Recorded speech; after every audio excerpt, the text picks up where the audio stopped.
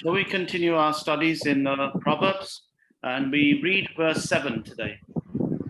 और आइए हमारा नीति वचन की अध्ययन हम लोग जारी रखते हैं। आइए आज का अध्ययन में हम लोग 7वां पद को पढ़ लेते हैं। यहोवा का भय मानना बुद्धि का मूल है। बुद्धि और शिक्षा को मूढ़ ही लोग तुच्छ जानते हैं। Yes. May the Lord bless His word. This is the key verse of the whole book. और यही जो पद है जो पूरी पुस्तक का कुंजी वाला पद है। And the phrase fear of the Lord occurs 16 times in the book. और इस पुस्तक में यदि देखें तो परमेश्वर का भय के विषय में देखें तो 16 बार इसी पुस्तक में देख सकते हैं। If we are to be wise, if we are to walk in the right path, the right foundation must be there in our life. That is the fear of the Lord. और यदि हम लोग सही मार्ग में चलना चाहते हैं, सही दिशा निर्देश यदि हम लोग पाना चाहते हैं, तो हमारे जो नींव है वो सही मजबूती तरीके से परमेश्वर में स्थापित होना जरूरी है।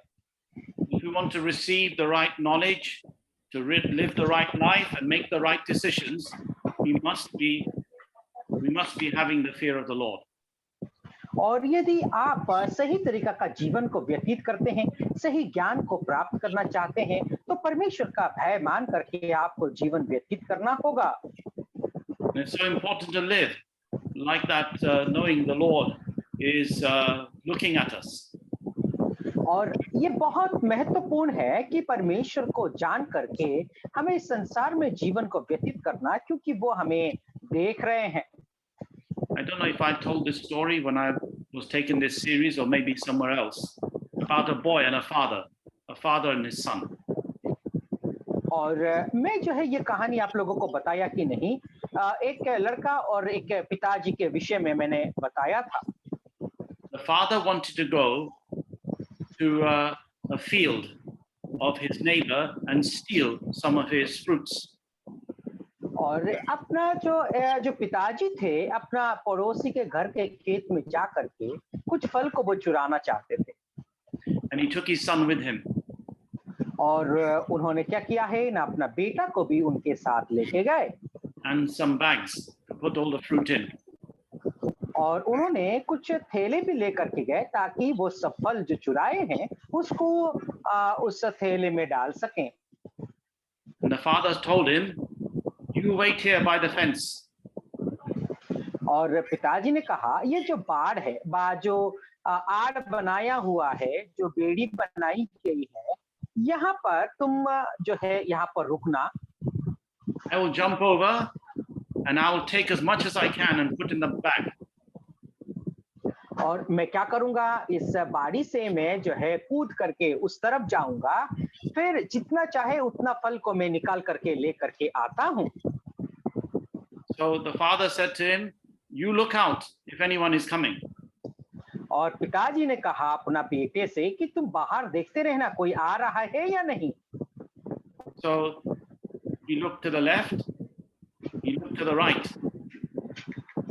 और उन्होंने क्या किया ना, जो है राइट की ओर देखा और फिर बाद में उन्होंने लेफ्ट की ओर देखा, मतलब दाएं और बाएं उन्होंने देखने लगे। He looked and no one was coming to see. और उन्होंने ये देखा कि चारों तरफ देखने के बाद उनको ये पता चला कि कोई नहीं आ रहा है। And then because he could see no one, the father jumped over the fence to steal. और क्या है ना, इधर उधर देखने के बाद कोई नहीं आ रहा था, इसीलिए पिताजी ने जो है उस बाड़ी जो बनाई गई थी उसको जंप करके वो दूसरे पार चले गए। But then the son shouted out, "Father, father." लेकिन फिर बाद में देखते हैं कि पिता जो है थोड़ी देर बाद पिताजी पिताजी करके वो चिल्लाने लगे। The father was scared that someone's going to catch them. He quickly came and said, "What is it?" और फिर बाद में पिताजी बहुत डर गए, कोई हमें पकड़ने के लिए आ रहा है। और फिर बाद में क्या बात है बोल के उनको पूछने लगे। The son said, "You forgot to look in this other direction." और जो है जो बेटा ने बताया कि जो है पिताजी, बार को तुमने कूद लिया लेकिन दूसरी तरफ तुम देखा ही नहीं। The boy pointed up to heaven and said, "You didn't look there because God is watching. वो लड़का ने क्या कहा कि तुम जो है उस ऊपर की ओर देखना भूल गए क्योंकि परमेश्वर सब कुछ वो देख रहा है। So the father felt very guilty and he did not steal and he went back home with his son. और फिर पिताजी ने जो है बहुत अफसोस महसूस किया, वो उनको बहुत दुखी होकर के फिर बिना चोरी करते हुए वापस घर लौट गए। So to have a fear of God is to know that he is looking at us and we are conscious of him and we reverence him, we fear him. और जो है इस बात को हमें समझना है, परमेश्वर को यदि जानना है तो हमारे और आपके मन में परमेश्वर का भय, भक्ति और आदर होना जरूरी है। Now there are two kinds of fear. और दो प्रकार का भय होते हैं। If you look at the first kind of fear, that is the Lord Jesus describes this in Luke chapter 12 verse 5. और यदि पहली प्रकार का भय को आप लोग यदि देखना चाहते हैं तो लूका रचित सुसमाचार उसका 12 अध्याय 5वां पद में प्रभु यीशु मसीह इसी भय के ऊपर वो बताते हैं।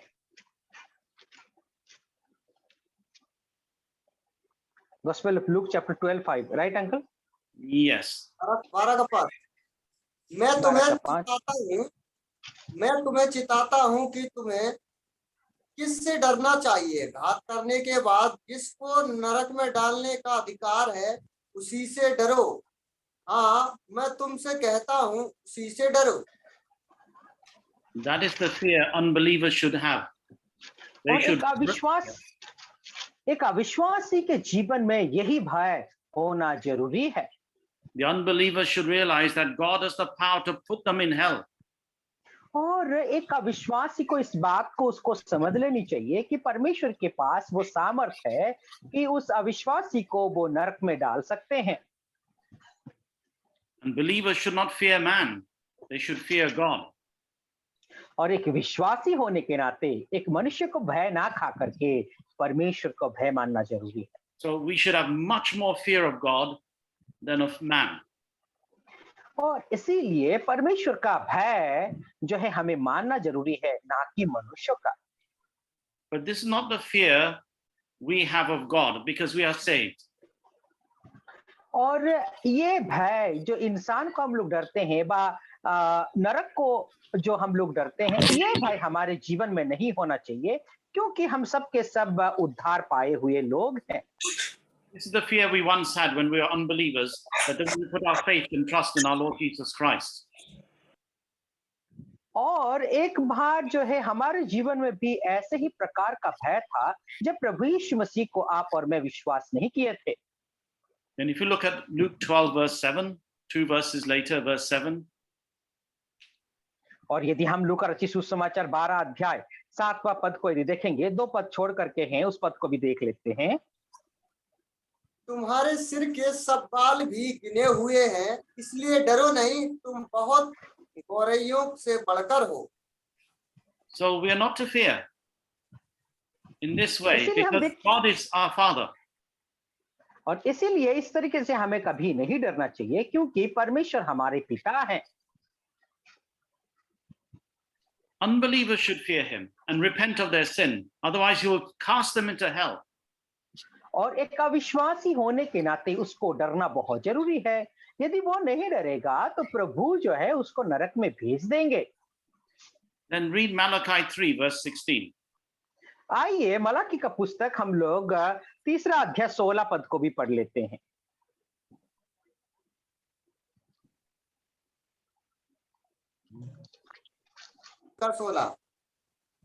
3 का 16। यहोवा का भय मानने वालों ने आपस में बातें की और यहोवा ध्यान धरकर उनकी सुनता था, और जो यहोवा का भय मानते और उसके नाम का सम्मान करते थे उनके स्मरण के निमित्त उसके सामने एक पुस्तक लिखी जाती थी। So you see, the fear of the believer is different from the fear of the unbeliever. और यहाँ पर देखिए जो है एक विश्वासी का भय एक अविश्वासी का भय से अलग है। The unbeliever should be terrified of God. और एक अविश्वासी परमेश्वर को देख करके कांपते हुए व कांपने वाला भय करना जरूरी है। But the believer has that reverence for God. लेकिन एक विश्वासी का जीवन में देखें तो परमेश्वर के प्रति उसका भय और भक्ति व आदर होता है। We love him and we want to please him. हम उससे प्रेम करते हैं और हम परमेश्वर को प्रसन्न करना चाहते हैं। That's the kind of fear God likes, that we are और always उसी thinking प्रकार- of him. और उसी प्रकार का भय जो है परमेश्वर चाहता है और उसी से ही उसी के विषय में हमें सोचते रहना जरूरी है। We know he is always looking at us, so we do not want to do something that will displease him. And we want to think of him and we want to fear him and love him and think on his name. और हम इस बात को जानते हैं कि परमेश्वर हमें जो है देखते हैं, हम हमारे विषय में वो जानते हैं, इसीलिए हमें डरने की जरूरत नहीं बल्कि परमेश्वर को आदर के साथ हमें भय मानना जरूरी है। This fear is a desire to do his will, and he will reveal his will to us. और ये भय क्या है ना, परमेश्वर की उस इच्छाओं को जो है पूरा करने का सोच जो है हमारे मन में रखना है, और जो रहस्य बात है, जो भेद की बात है, परमेश्वर प्रकाशित करेंगे। We look at the life of our Lord Jesus Christ. हम प्रभु यीशु मसीह के जीवन के विषय में जानते हैं और देखते हैं। His whole life was one of love and reverence for his Father. और उनका पूरा जीवन जो है पिता परमेश्वर के प्रति भय और आदर थी। And his whole life and walk on this earth was one of wisdom. और उनका जो संसार में यदि उन जीवन को देखें तो बुद्धि के साथ अपना जीवन को इस संसार में उन्होंने व्यतीत किया। Remember what he said to Mary and Joseph? Wished you not that I must be about my father's business? This is when he was 12 years old. और अब देखिए जब प्रभु यीशु मसीह 12 साल के थे उस वक्त मरियम और यूसुफ से क्या कहते हैं, क्या मुझे जो पिता का इच्छा को व पिता की जो कार्य को पूरा करना मेरे लिए गलत है क्या, करके इस सवाल को उन्होंने अपना माता पिता से किया था। Yes. So we see his whole life was to do God's will. और इसीलिए हम जानते हैं कि प्रभु यीशु मसीह का पूरा जीवन पिता का इच्छा को पूरा करने में था। And it says it is the fear of the Lord we should have, the fear of Jehovah. और यही है कि परमेश्वर का भय व उस यहोवा परमेश्वर का भय हमें मानना चाहिए। The name of Jehovah is the name of God. और यहोवा जो परमेश्वर का नाम है, 89 times this name is found in the book of Proverbs. और नीति वचन में यदि देखा जाए तो यहोवा का जो नाम है वो हम लोग 79 बार हम लोग देख सकते हैं। And it speaks of God who has a personal relationship with us. We are in a personal relationship with God. और हम लोग देखते हैं कि जो उस बात को हम लोग देखें तो परमेश्वर के साथ एक व्यक्तिगत नाता व रिश्ता को हम लोग देख सकते हैं। This is the name of God, as I said, and it occurs more than 6,800 times in the Bible. मेरे प्यारो, यही जो यहोवा की नाम है जो 6000 से ज्यादा बार परमेश्वर का वचन में आता है। What does this name mean? और इस नाम का अर्थ क्या है? Moses was told the name of God in Exodus 3, verse 13 to 14. और हम लोग यही परमेश्वर का नाम के विषय में यदि देखें तो मूसा को परमेश्वर ने अपना नाम को बताया था, वो निर्गमन का पुस्तक उसका 3रा अध्याय में हम लोग देख सकते हैं। 13 to 14. और 13 पद से लेकर के 14 पद में हम लोग पढ़ते हैं। Exodus 3. और हम लोग आइए निर्गमन का पुस्तक उसका 3रा अध्याय 13 से 14 पद।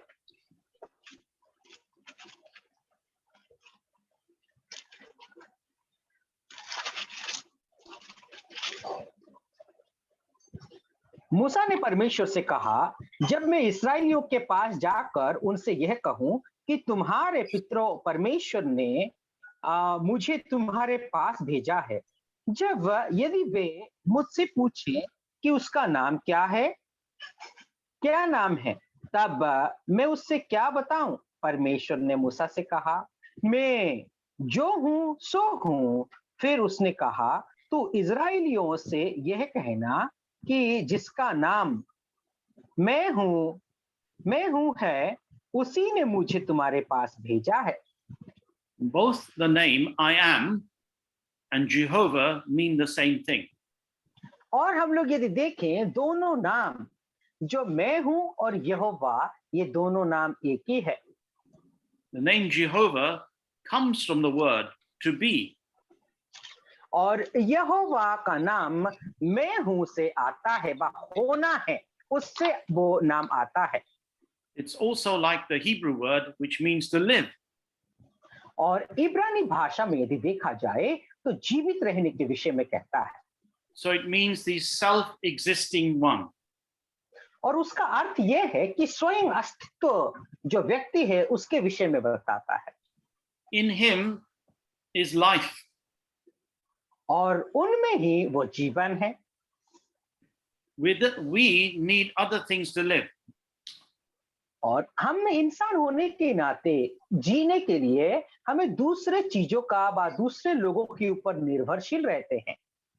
Without air, if air stops going inside of our lungs, within 2 minutes or more, our brain starts to be damaged and we die with no air. Within 2 minutes, maybe 5 or 10 minutes, we are dead with no air. और यदि हम बिना श्वास से व बिना हवा से 2 मिनट भी जिंदा नहीं रह सकते, करीबन 2 मिनट के अंदर हमारा जो ब्रेन है व जो मस्तिष्क है वो मर जाता है, और बिना हवा से कम 3-4 मिनट 5 मिनट के अंदर हम खत्म हो जाते हैं। So we cannot even exist for such a short time without air. और जो है बिना हवा से हम जो है 2 या 3 मिनट भी जीवित नहीं रह सकते। And water, how long can you live without water? 3 days, 4 days? और बिना पानी से कितना दिन तक आप जो है जीवित रह सकते हैं? 3 से 4 दिन तक। And food, maybe 1 month with no food, and then we die. और बिना खाना खाए आपको जीना है तो 1 महीना तक आप रह सकते हैं। 1 महीना बिना खाना खाए रहोगे तो आप मर जाओगे। And if there was no sun and warmth and in the cold, within hours we'll be dead of cold. और यदि आप देखें कि जो है ठंड है तो उसमें गर्म कपड़ा नहीं है तो 1 घंटे के अंदर हम मर सकते हैं। You see, God doesn't need anything to live. He gives us what we need to live, but he himself doesn't need air, food, water, sunshine, nothing. He exists eternally. यदि परमेश्वर के विषय में देखें तो परमेश्वर को कोई हवा, पानी या भोजन का आवश्यकता नहीं है। परमेश्वर स्वयं अस्तित्व है। आपको और मुझे ये सब कुछ प्रदान करते हैं, लेकिन खुद के लिए ये सब वस्तुओं की आवश्यकता नहीं होती। And this is the God we have. और यही परमेश्वर आपकी और मेरे लिए है। In him is found everything we need. और परमेश्वर में आप और मैं सब कुछ प्राप्त कर सकते हैं। He not only gives us life and breath, he gives us richly all things to enjoy. और परमेश्वर आपको और मुझे जो है जीवन और श्वास ही नहीं देते, बल्कि संसार में जीवित रहने के लिए हमें जो कुछ भी आवश्यकताएं होती है वो सब वस्तु प्रदान करते हैं। So when we have our fear and love, reverence for God every day, and we seek to please him, he will supply everything we need spiritually and physically. मेरे प्यारो, जब हम आत्मिक रीति से देखें हमारे जो कुछ भी आवश्यकताएं हैं, शारीरिक रीति से देखें जो कुछ भी आवश्यकताएं हैं, प्रभु शारीरिक आवश्यकताओं के साथ साथ आत्मिक आवश्यकताओं को पूरा करता है जब आप और मैं उसको प्रसन्न करते हैं। And we are told that all the treasures of wisdom and knowledge are hid in the Lord Jesus Christ. और हम इस बात को पढ़ते हैं कि प्रभु यीशु मसीह में जितना सब जो धन और दौलत छुपा हुआ है। And he is Jehovah the Savior. और वही हमारा यहोवा जो उद्धारकर्ता परमेश्वर है। But we learn about fools now for the first time in Proverbs. Fools despise wisdom and instruction. और यदि हम परमेश्वर की वचन नीति वचन में देखें तो मूर्खों के विषय में, मूढ़ व्यक्ति के विषय में देखते हैं कि मूढ़ व मूर्ख लोग ही परमेश्वर का उस बुद्धि और ज्ञान को तुच्छ जानता है। As you know, the Proverbs speak so much about wise man and the foolish man. So और हम परमेश्वर के वचन में यदि देखें तो जो है हम देखते हैं कि नीति वचन में बुद्धिमान और मूर्ख व्यक्ति के विषय में कहा गया है। now there are several words used to describe fools in the Proverbs. और नीति वचन में यदि देखें बहुत सारे ऐसे वाक्य का शब्दों का जो है मूढ़ व्यक्ति के विषय में व्याख्या करने के लिए इस्तेमाल किया गया है। The worst fool is the one described in verse 22 of chapter 1. और पहला अध्याय का 22वां पद में यदि देखें तो सबसे जो मूर्ख से मूर्ख व्यक्ति के विषय में दर्शाया गया है। If you read verse 22. आइए 22वां आयत को पढ़ लें।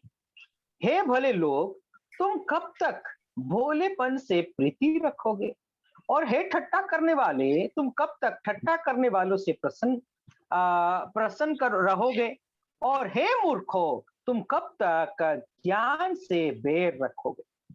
It's the scoffer, the mocker, the scorner. He is the worst kind of fool. और हम लोग देखते हैं जो ठट्टा करने वाला है, और फिर हम लोग देखें कि जो है जो मूर्ख है वो दूसरों को मजाक उड़ाता है, वही व्यक्ति है जो सबसे घटिया तरीका का मूर्ख है। He is the worst fool because he not only rejects God's wisdom, but he mocks God, and he mocks God's wisdom and laughs at God. और आप देखिए वो व्यक्ति क्या करता है, ज्ञान को ही तुच्छ जानता, उतना नहीं परमेश्वर के उस ज्ञान को भी ठट्टों में उड़ाता है, परमेश्वर को ठट्टों में उड़ाता है। इसीलिए वो सबसे खराब से खराब मूर्ख है, बदतर से बदतर मूर्ख है। The word for fool here comes from a word to be perverted and perverse. और यहाँ पर जो मूर्ख के विषय में देखा जाए तो ऐसे है कि हम लोग देखें कि वो घटिया किस्म का क्या बोलते हैं, मिश्रण चीज को दर्शाता है। कोई अच्छी चीज में खराब चीज को मिलावटी करते हैं, वो शब्द से है जो मूर्ख का शब्द आता है। It's not describing someone who's ignorant and can be educated.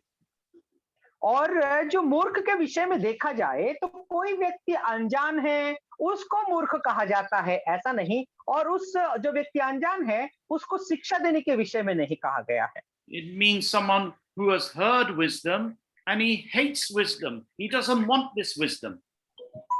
और हम लोग देखें कि ऐसा एक व्यक्ति है कि उस ज्ञान को वो तुच्छ जानता है, उसको नफरत करता है। Yes, so that's what the Bible means by fool. It doesn't mean one who's mentally deficient, but someone who can be very intelligent and yet deliberately rejects the word of God. और अब देखिए कि परमेश्वर का वचन ये नहीं कहता कि जो व्यक्ति अज्ञानी है और वो व्यक्ति को सिखाया जा सकता है, लेकिन यहाँ पर वो मूर्ख के विषय में देखें, वो बहुत चालाक और चतुर है, लेकिन परमेश्वर का वचन को जानबूझ करके उसको ठुकराता है, उसको ग्रहण करने के लिए वो तैयार नहीं होता है। You think of so many great scientists in the world today who have such huge brains and they win the Nobel Prize for science, yet so many of them deny there's a God. और आप देखिए आजकल का वैज्ञानिकों के विषय में यदि देखें तो वे लोग ज्ञान से, उनका मन में जो है, उनका बुद्धि में ज्ञान का भंडार है, अपार है, और वे लोग क्या है, आजकल जो नोबेल प्राइज भी उनको मिलती है, लेकिन फिर हम लोग देखते हैं कि परमेश्वर की उस अस्तित्वता को वे लोग नकारते हैं, उसको स्वीकारते नहीं। We see two fools in the Bible that illustrate these words in Proverbs. One is Nabal. His name means fool. In 1 Samuel 25. और यदि हम लोग देखें दो मूर्खों के विषय, 1 Samuel 25 verse 25.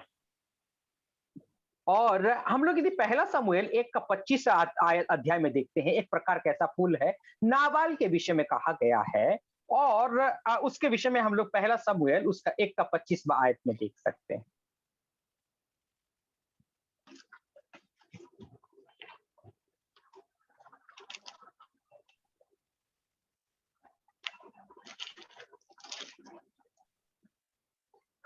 पहला समूएल 1:25।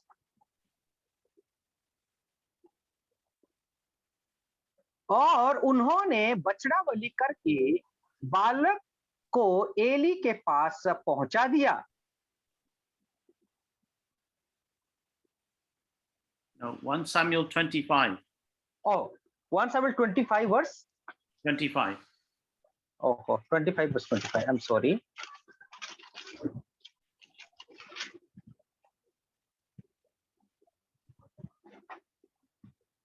मेरा प्रभु उस दुष्ट नाबाल पर चित ना लगाए, क्योंकि जैसा उसका नाम है वैसा ही वो आप है। उसका नाम तो नाबाल है और सचमुच उसने उसमें मूढ़ता पाई जाती है, परंतु मुझ तेरी दासी ने अपने प्रभु के जवानों को जिन्हें तू भेजा था ना देखा था। See, Nabal is a Hebrew word meaning fool, and that same Hebrew word occurs in Proverbs for fool. और हम लोग देखते हैं नाबाल एक इब्रानी भाषा का एक शब्द है, और वही बात को हम लोग देखते हैं, नाबाल का अर्थ मूर्ख होता है। And you see, he was very successful and very rich. और जब हम उसके विषय में देखें तो वो व्यक्ति बहुत जो है अपने जीवन में फलदायी था, अपने जीवन में सक्सेसफुल था और अमीर भी था। He had many servants. He knew how to do business. He was not stupid. और अब देखिए उसके पास बहुत दास दासियां थे, और वो जो है अपने कामों को वो करवा लेता था, वो मूर्ख नहीं था। When we think of that farmer that the Lord Jesus spoke about in Luke chapter 12, who said, I will eat, drink, and be merry, because he had so much business that year and so many barns he built to store his goods. और अब देखिए प्रभु यीशु मसीह एक उदाहरण को देते हैं। वो उदाहरण ये है लूका रचित सुसमाचार उसका 12 अध्याय। उसने क्या बोलता है कि वो अपना खेती किसानी बढ़ जाता है, इसीलिए अपना अमार को वो तोड़ करके दूसरा बड़े बड़े कोठी बनाएगा, अमार बनाएगा। Remember, God said to him, thou fool, this night thy soul shall be required of thee. और अब देखिए उस व्यक्ति को प्रभु क्या कहते हैं, तू मूर्ख है मूर्ख, आज रात को तेरे प्राण तेरे से ले लिया जाएगा करके प्रभु कहते हैं। See, they were not mentally deficient. They were both very intelligent businessmen. और आप देखिए मानसिक रूप में वे लोग अज्ञानी नहीं थे, लेकिन प्रभु को ग्रहण नहीं करने वाले लोग थे। And both had done very well in life. और अपने जीवन में देखें तो बहुत अच्छा कामों को उन्होंने किया है, बहुत उन्होंने अपने जीवन में पाया है। They were not mentally deficient, but they were morally deficient. They left God out of their life. और वे लोग जो है हम लोग देखें कि मानसिक रूप से वे लोग उनका जीवन में कोई कमजोरी नहीं थी, बल्कि नैतिक जीवन में उनका जीवन में कमजोरी थी। अपने जीवन में बहुत कुछ उन्होंने किया था। The world would never say these men are fools. और जो संसार के लोगों ने कभी भी अपने जीवन में उनके विषय में नहीं कहेंगे कि ये लोग मूर्ख हैं। God calls them a fool. लेकिन परमेश्वर उनको मूर्ख करके पुकारा। Because like Nabal, he spoke of his things and his sheep and everything belonging to him. He never spoke of it belonging to God. और आप देखिए नाबाल के विषय में देखें तो उसके पास जो भेड़ बकरी जो कुछ भी था, वो क्या कहता था कि ये सब कुछ मेरा ही है करके वो कहने लगा था। वो कभी भी ये नहीं कहा कि ये परमेश्वर का है।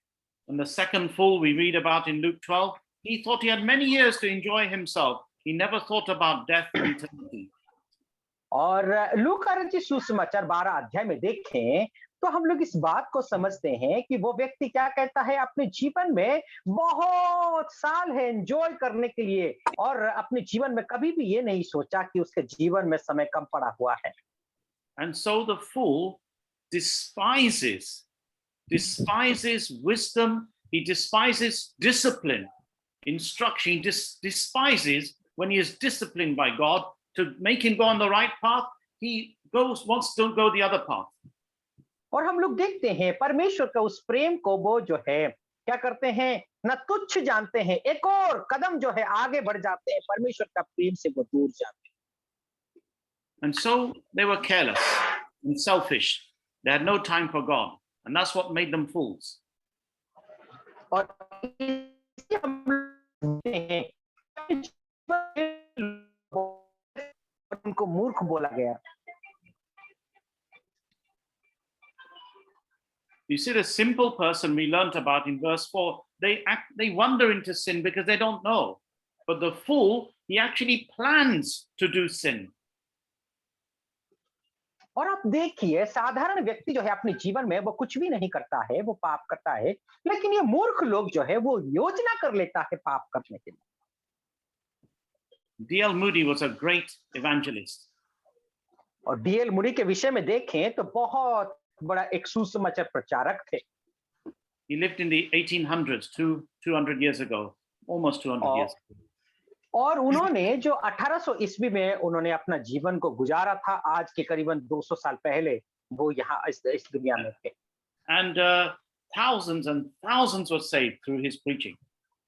और डीएल मूडी का प्रचार की वजह से जो है हजारों के हजार लोग उद्धार पाए थे।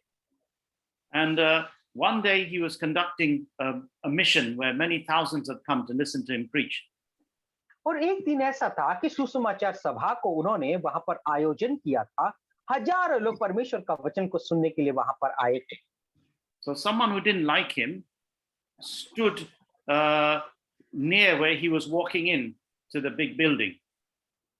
और एक ऐसा व्यक्ति था कि जिन्होंने डीएल मूडी को बिल्कुल पसंद नहीं करते थे, और जहां से वो रहे थे वहां उसके बगल से एक पास वाला बिल्डिंग में वहां पर वो ही व्यक्ति खड़ा था। And so as D.L. Moody was passing by, he put a note of paper in his hand to read out. और फिर बाद में हम लोग देखते हैं कि जैसे ही उस रास्ते से डीएल मूडी वहां से होते हुए गुजर रहे थे, वो व्यक्ति ने क्या किया है ना, डीएल मूडी के हाथों में कुछ लिखा हुआ चिट्ठी को उनके हाथों में दे देते हैं। He was hoping when D.L. Moody reads it out in front of everyone will think bad of D.L. Moody. और उसने ये सोचने लगा कि जो है जैसे ही वो सभी लोगों के सामने आकर के उस चिट्ठा को पढ़ेगा, They will laugh at him. Yeah, he wanted everyone to laugh at D.L. Moody. और ये बात को देखते हुए सबके सब लोग जो है डीएल मूडी के ऊपर हंसी और मजाक उड़ाएंगे, ये सोचने लगा था। So D.L. Moody went to the platform and he took this note and he thought it must be some announcement about a meeting. But as he opened this piece of paper, there was one big word written on it. और आप देखिए कि जैसे ही DL Moody क्या किया है ना, उस चिट्ठी जो थी, उन्होंने सोचा कि ये जो नोट्स दी गई है शायद कुछ अनाउंसमेंट करने के लिए दिए होंगे करके उन्होंने किया, और फिर उस पेपर को जो है उस चिट्ठा को उन्होंने खोल करके मतलब पढ़ा, देखा, एक ही शब्द वहां पर लिखा हुआ था। The word said, "Fool." और वहां पर वो शब्द लिखा हुआ था मूर्ख, फूल करके लिखा हुआ था। So D.L. Moody, with the wisdom God gave him, he turned it around. He turned the attack upon the person who wrote it. और अब देखिए डीएल मूडी ने जो है उस शब्द को ले करके जो है उसको विपरीत करके उस शब्द को उन्होंने पढ़ा। परमेश्वर ने डीएल मूडी को बुद्धि व ज्ञान दिया। He said, many times I've received letters where people have written me a letter. और वो ये कहने लगे कि बहुत बार मुझे चिट्ठी मिला है, बहुत सारे लोगों ने मुझे चिट्ठी लिखा है। And sometimes they forget to sign their name. और बहुत बार ऐसा चिट्ठी मुझे मिला है कि जो है मैं क्या करूं कि वहीं पर उस चिट्ठी में मैं अपना साइन को लिख करके दे दूं। He said, but this is the first time someone has signed their name and not written the letter. और पहली बार मुझे ऐसा एक चिट्ठी मिला है, उन्होंने जो है अपना साइन तो कर लिया लेकिन लेटर को लिखना भूल गया करके उन्होंने बोला। And then he turned to Psalm 14:1 and preached from there. The fool has said in his heart, there is no God. और जो है हम लोग देखते हैं कि भजन संगीता उसका 14 का पहला पद ले करके उन्होंने प्रचार करना चालू किया कि मूर्ख कहता है अपना मन में कि परमेश्वर का अस्तित्व नहीं, व परमेश्वर नहीं। We need to have the attitude of Agor that we read of in Proverbs 30 verse 2 to 3. Then we will receive that wisdom from God. और जैसे कि हम लोग नीति वचन उसका 32वां आयत में देखते हैं, हमारे मन में, आपके मन में हर समय आगूर के जैसा सोच होना जरूरी है। Proverbs 30, verse 2 to 3.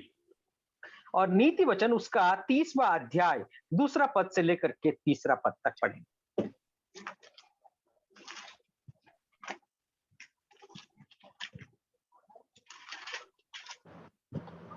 कोई भाई है तो पढ़ने में मदद करे तो अच्छा लगेगा। कितना सर? नीति वचन 30वां अध्याय 2 और 3 पद। जी सर।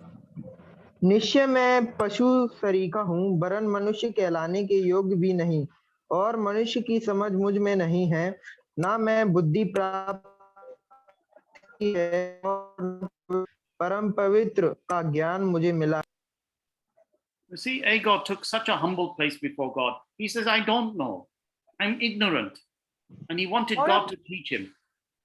और अब देखिए कि आगुर जो है एक ऐसे ही जो है सरीखा का वो वहां पर लेते हैं। वो कहते हैं कि मैं पशु के समान हूँ, मैं नम्र होना चाहता हूँ, प्रभु मुझे शिक्षा दे करके वो बताते हैं। And such is the person that God teaches, who realizes they're ignorant and foolish and they need God's wisdom in order to live. And that is really having a fear of God, that we humble ourselves, we are willing to obey him, we fear him, we love him. और ऐसे लोगों को ही परमेश्वर प्रेम करते हैं, ऐसे लोगों को ही शिक्षा देना चाहते हैं, जो लोग अपने आप को प्रभु के सामने जो है नम्र होते हैं। वो ये कहते हैं कि मुझे कुछ नहीं आता, प्रभु मुझे शिक्षा दो। ऐसे लोगों को प्रभु जो है शिक्षा देते हैं। मेरे प्यारो, हम जब उसी को ही प्रभु का भय और भक्ति कहा जाता है, और हम जब भय मानते हैं, जब हम लोग उसकी आदर करते हैं, प्रभु हमें सिखाते हैं। You see, verse 7 is the key to the whole book of Proverbs and the key to how to live a wise and successful life before God is to begin with fear of God all the days of our life. और अब देखिए ये 7वां पद को यदि देखें तो ये जो पूरी पुस्तक का व जो बाइबल का जो कुंजी वाला पद है, और इसी के अनुसार ही परमेश्वर का भय मान करके ही हमारे जीवन को इस संसार में व्यतीत करना चाहिए। Then in verses 8 and 9, we are given wisdom from parents that we must listen to. और 8वां और 9वां पद को यदि देखें तो हम लोग देखते हैं कि परमेश्वर के ओर से व स्वर्ग की ओर से बुद्धि हमें मिली है, और उस बुद्धि की बातों को हमें सुनना जरूरी है। If you read verse 8 and 9, आइए हम लोग 8वां और 9वां पद को पढ़ लेते हैं। हे मेरे पुत्र, अपने पिता की शिक्षा पर कान लगा और अपनी माता की शिक्षा को ना तज, क्योंकि वे मानो तेरे सिर के लिए शोभायमान मुकुट और तेरे गले के लिए कंठमाला होगी। and so the home is the most important place for teaching morality. If children do not learn morality at home, they will not learn it at school, and the school will not be able to teach it to them. और नैतिक जीवन के विषय कहा जाए तो घर एक ऐसा जगह है जहां पर नैतिक शिक्षा हम बच्चों को दे सकते हैं। स्कूल में यदि बच्चे जाएंगे तो नैतिक शिक्षा वे लोग नहीं सीख सकते हैं। घर ही एक ऐसा जगह है, घर पे हम नैतिक शिक्षा को दे सकते हैं। And often a child only behaves according to how the parents are teaching the child. और बच्चा अपने जो है माता पिता जैसे शिक्षा देते हैं उसी तरीके से बच्चे अपना जीवन में व्यवहार करते हैं। Once in our Sunday school, we had some unbelieving children who were attending the Sunday school. और एक बार ऐसा हुआ, अविश्वासी बच्चे लोग हमारी जो संडे स्कूल थी वे लोग वहां पर आया करते थे। One of the boys put something somewhere, I think a drink. I just said to him, can you put it somewhere else? It will fall on the ground and spill. और जो है एक बच्चा था इधर उधर वो कोल्ड ड्रिंक का जो जगह है वो उसको इधर डाल रहा था, लेकिन जो है अंकल ने कहा कि मैंने कहा कि उसको अलग जगह कहीं के डाल दो, नहीं तो फिर वो गिर जाएगा। He went to another brother in the meeting and he said that man was giving bad words to me, swearing at me. कहा जा करके दूसरा एक भाई के पास जा करके उसने कहा कि वो मुझे गंदा गंदा गाली दे रहा था और मुझे ऐसा बोल रहा था। But he understood. He said, when you're at home, does your father swear at you? And he said, yes, all the time. और उसने उस बात को जो है समझ लिया, क्या तुम्हारा पिताजी हर समय राण करवाते हैं या फिर जो है शपथ खिलाते हैं क्या? तो हाँ, मेरा पिताजी हर समय मुझे शपथ खिलाते हैं। See, that boy had never heard anyone tell him to do something without swearing bad words at him. और आप देखिए कि जो है उस व्यक्ति को ऐसा कभी भी शिक्षा नहीं दी गई थी कि बिना गलत शब्द बोले कुछ बातों को करे। So when I told him to do this thing, automatically in his brain some swear word came. That he is और आप also देख telling me this and also he must be swearing at me. और आप देखिए कि जब मैंने अच्छी बात को कहा तो उसका मन में यही ख्याल आया कि वो व्यक्ति मुझे गलत शब्द बोल रहा है, गाली दे रहा है और अपना मन में भी वही सोचने वो लगा था। It is so sad, isn't it, in the world? Some children are brought up with so much wickedness in their parents, they don't even know how to think straight when someone speaks to them. और आप देखिए बच्चे लोग कैसे गलत तरीके से परवरिश होते हैं और वे लोग सीधी तरीके से बात करें तो ये सीधी बात भी अपने जीवन में भी नहीं कर सकते। They think everyone is like their parents. और वे लोग यही सोचते हैं कि मेरे मम्मी पापा के समान सबके सब दुनिया के लोग होते हैं। So it's so important, isn't it, that the parents teach the word of God and set a good example for the children so the children can be a good example in this world. और ये कितनी अच्छी बात है कि बच्चों को परमेश्वर का वचन सिखाया जाता है और उनको जो है एक उदाहरण सा जीवन जी करके दिखाया जाता है और वही बच्चे अपने जीवन में उदाहरण सा जीवन इस संसार को दिखाएंगे। So the father is to discipline. That's what the word says here. And the mother is to teach. The word is the law, the Torah. Same word as the Old Testament. और आप देखिए यहाँ पर हम लोग देखते हैं कि पिता का काम होता है कि बच्चों को वो शिक्षा दे व अनुशासन करे और माँ का काम होता है कि वचन को जो है उसको सिखाए। यहाँ पर जो वचन के विषय में देखा जाए तो वो जो है तोरा मतलब जो है परमेश्वर का वचन के विषय में कहा गया है। Look what happened when King David did not discipline his son. और अब देखिए दाऊद का जीवन को देखो, अपना बेटा को जब अनुशासन उसने नहीं किया तो उनका परिवार में क्या होता है। Read 1 Kings chapter 1, verse 5 to 6. आइए हम लोग जो है पहला राजा उसका पहला अध्याय और 5वां पद और 6वां पद को हम लोग पढ़ लेते हैं। तब हग्गीत का पुत्र अदोनिया सिर ऊंचा करके कहने लगा कि मैं राजा हूँगा। सो उसने रथ और सवार और अपने आगे आगे दौड़ने को 50 पुरुष रख लिए। उसके पिता ने जो जन्म से लेकर उसे कभी यह कहकर उदास ना किया था कि तूने ऐसा क्यों किया, वह बहुत रूपवान था और अबशालोम के पीछे उनका जन्म हुआ था। God had clearly said Solomon will be king. So this man rebels against God, and with the pride of the devil, he exalts himself and wants to be king.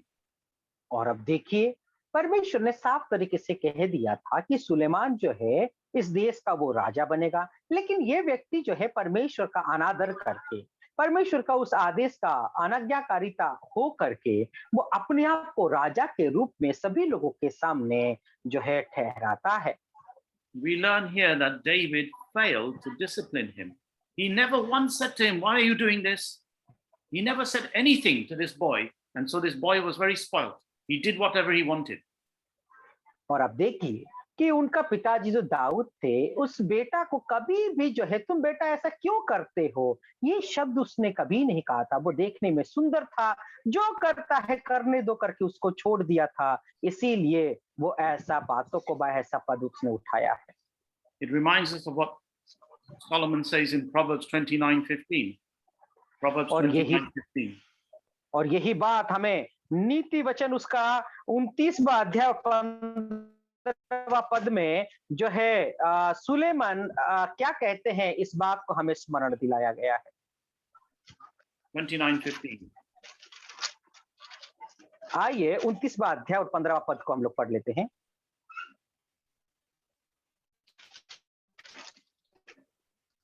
वही भाई पढ़िए फटाफट। और डांट से बुद्धि प्राप्त होती है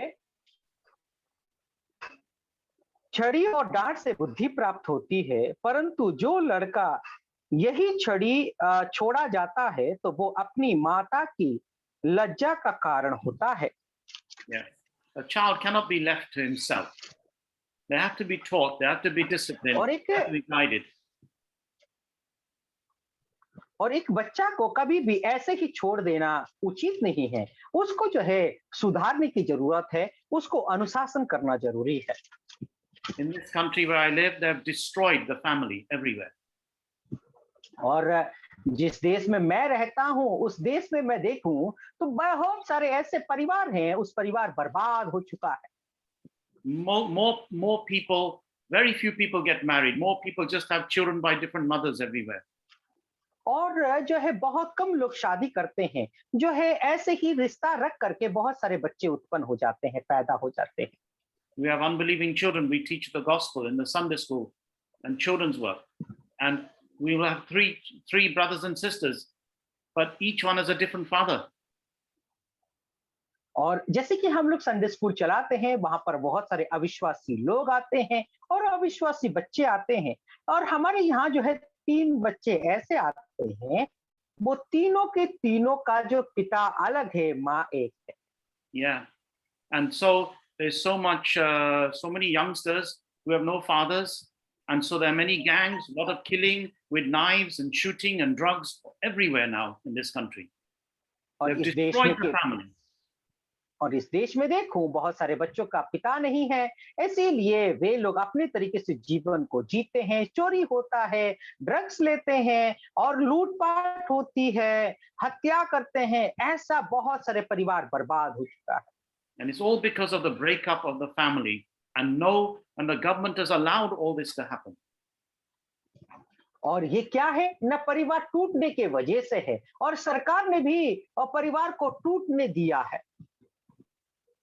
It just shows what happens when people go away from the word of God.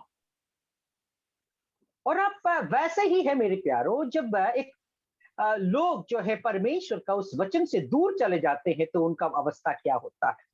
Look how obedient Isaac was to his father Abraham, even willing to lie down on the altar, be tied up, and even willing to be a sacrifice. He did not fight. He did not try to escape. और आप देखिए इसहाक का जीवन के विषय में देखो, अपना पिता अब्राहम के प्रति कितना आज्ञाकारी था। वो अपना जीवन को जो है उस यज्ञ वेदी में समर्पण करने के लिए तैयार था। वो पिता की बातों को बिल्कुल नकारा नहीं, कभी भी विद्रोह नहीं किया था। And you think of Moses, though he was a very small child, when he was given back to Pharaoh's daughter, he never forgot what his mother taught him. अब देखिए मूसा के विषय में देखो, भले ही मूसा जब छोटा था, उस वक्त फारो का जो लड़की थी उसको जब दे दिया गया, फिर भी उसका माँ ने जो जो शिक्षा दी थी, उस शिक्षा को उसने कभी भी अपने जीवन में नहीं भूला। Because when he grew up and became 40 years old, he chose to suffer affliction with the people of God rather than all the riches of Egypt. He rejected the house of Pharaoh.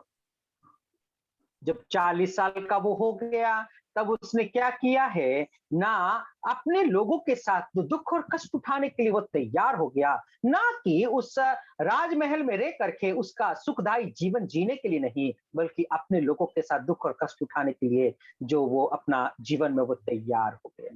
Though he was 40 years old, he never forgot what his mother taught him as a child, who he is. He's a Hebrew and who the true God is. और आप देखते हैं कि 40 साल हो गया, फिर भी अपना माँ बचपन में जो बात को सिखाई थी, उस बात को उसने कभी नहीं बोला कि वो एक परमेश्वर का बच्चा है, एक इब्रानी है। And many of the good kings you'll see in the Bible, even though their fathers were wicked, they were good because they had a godly mother, and the mother's name is always mentioned next to the good kings who reigned. और आप यदि देखें तो जो है बहुत सारे राजा लोग भी जो है ऐसे ही थे। जो राजा लोगों के विषय में देखे तो भले ही उनका पिता लोग, वे लोग दुष्ट थे, बदमाश थे, फिर भी बच्चे जो है परमेश्वर का भय मानने वाले लोग थे। क्यों? क्योंकि उनका माता जो है परमेश्वर के आदर करने वाले और जो है परमेश्वर के वचन को सिखाने वाले थे। उन राजाओं का नाम यदि लिखा गया है तो उनके माता लोगों का नाम भी जो है वचन में हम लोग देख सकते हैं। You think of how Timothy was taught by his grandmother, and mother the word of God. और तिमोथी के विषय में आप सोच करके देखो, उनका जो है नानी, और उसके साथ साथ हम लोग देखें तो फिर उनका माँ भी परमेश्वर का वचन को तिमोथी उसको सिखाया था। You see, he listened to what his mother and father taught him, what his mother taught him, because his father was a Greek. और जो है तिमोथी के विषय में देखें, उनका पिताजी एक यूनानी थे, एक ग्रीक व्यक्ति थे। उनका माँ ने परमेश्वर का वचन को सिखाया और इस बात को तिमोथी ने सुना और सीखा था।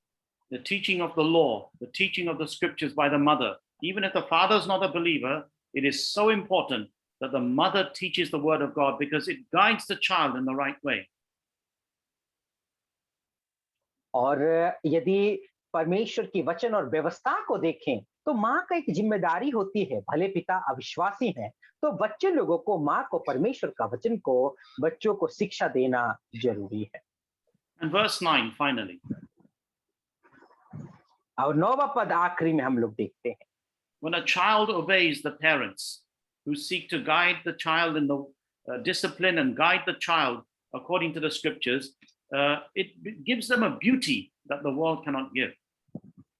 और जब अपना पिताजी के साथ साथ माँ यदि प्रभु का वचन का शिक्षा यदि देते हैं तो वो क्या है, संसार वो सुंदरता को नहीं दे सकता जितना कि माँ जो है अपना बच्चों को प्रभु का वचन शिक्षा देती है। And so we learn it's like a crown to the head, an ornament of grace. और इसी बात को हम लोग देखते हैं, जो परमेश्वर का वचन को माँ यदि सिखाती है तो अपना जो सिर के लिए एक शोभायमान मुकुट के समान है और हमारे गले के लिए माला के समान। How beautiful it is that the child listens to the wisdom of the parents and becomes a gracious person that others look at and admire and love. और आप देखिए कितनी मनोहर बात है जब अपने माता पिता परमेश्वर का वचन को बच्चों को शिक्षा देते हैं, उनको आदर करते हैं, उनको सम्मान देना सिखाते हैं। इससे बड़ी बात और आदर की बात क्या हो सकती है। And then if you turn to Genesis 41:42, you see what it means by the chains around the neck. और उत्पत्ति उसका 41वां अध्याय और 42वां पद को यदि आप लोग पढ़ेंगे तो जो है गले में माला होना, उसका महत्वता क्या है, उस बात को आप समझ सकते हैं। Genesis 41:42. और उत्पत्ति का पुस्तक उसका 41वां अध्याय और 42वां पद। तब फिरौन ने अपने हाथ से अंगूठी निकाल के यूसुफ के हाथ में पहना दी और उसको बढ़िया मलमल के वस्त्र पहनवा दिया और उसके गले में सोने की जंजीर डाल दी। Yeah, because he made him the ruler, put him in a position of power and authority. क्यों डाला उसने? क्योंकि जो है उसको उस देश का शासनकर्ता के रूप में और उसके हाथों में जो है अधिकार दिया। We see Belshazzar did the same to Daniel, put a chain around his neck and made him the third ruler. और ऐसे ही है, बेलशस्सर भी जो है दानियल को अपने गले में चेन डाल करके, दानियल के गले में चेन डाल करके उस देश का शासक बना दिया। And what it speaks of is subjection. The neck speaks of someone who is subject to God's will. और ये जो गला है व गर्दन है, क्या दर्शाता है? न परमेश्वर की इच्छा के प्रति वो व्यक्ति समर्पित होता है, इसी बात को दर्शाता है। Isaiah 48 verse 4. और हम लोग नीति वचन उसका 48वां यशायाह का पुस्तक उसका 48वां अध्याय और चौथा पद में हम लोग पढ़ते हैं। Isaiah 48 verse 4 speaks of them as having a neck like an iron sinew because they refuse to bow to God, refuse to obey him. और उस तरीके से हम लोग यशायाह पुस्तक उसका 48वां अध्याय चौथा पद में हम लोग देखते हैं कि मैं जानता था कि तू हठीला है और तेरा गर्दन लोहे के नस और तेरा माथा पीतल का है। Yes, this is the stiff neck of the unbeliever who refuses to bow to God. और यही है को जो है हठीला नेक है, जो हटीला गला है, वह गर्दन है, वो परमेश्वर के सामने अपना सिर को झुकाने के लिए वो पसंद नहीं करता, वो कभी भी नहीं चाहता है। Yet what an ornament of beauty and grace and authority a believer has who walks in wisdom before God. That's what it's telling us. What a beauty God gives us when we are subject to him.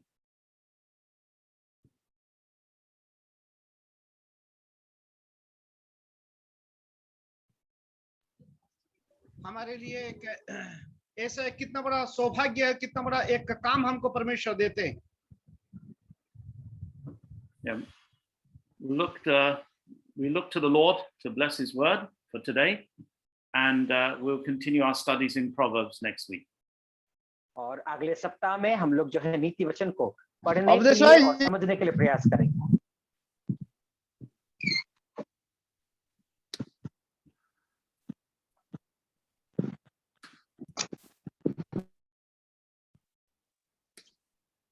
Thank you so much, sir, for your wonderful teaching. Thank you. As we were